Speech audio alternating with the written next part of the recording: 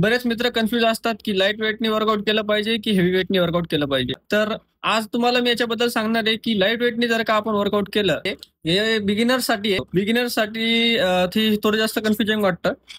तर लाईट वेटनी जर का आपण वर्कआउट केलं तर आपण 10 ते 12 रेपिटेशन किंवा 20 रेपिटेशन पर्यंत मारू शकतो. याच्याने आपली वर्कआउटची इंटेन्सिटी वाढती, जास्त वेळ आपण वर्कआउट करू शकतो. पण मसल ब्रेकडाऊन त्या त्या पद्धतीने तेवढ्या जास्त प्रमाणात होत नाही. पण त्याच ठिकाणी जर का आपण हेवी वेटने वर्कआउट केलं, जर का तुमची स्ट्रेंथ वाढलेली असेल, इंटेन्सिटी वाढलेली असेल, मसलवरती प्रेशर राहतं, मसलचं ब्रेकडाऊन चांगलं होतं हेवी वेट वर्कआउट केल्याने.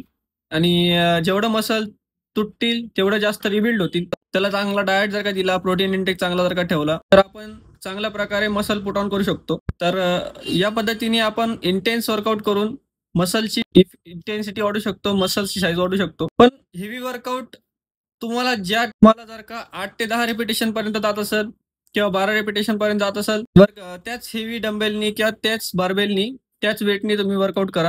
त्यापेक्षा जास्त वेट घेऊ नका जिथे तुम्हाला 5च्या वरती रेपिटेशन जाणार नाही किंवा 3च्या वरती रेपिटेशन जाणार नाही. तर कंटिन्यू प्रोग्रेसमध्ये राहा, वर्कआउट चांगला करा आणि डाएट चांगला ठेवा. भेटू पुढच्या व्हिडिओ.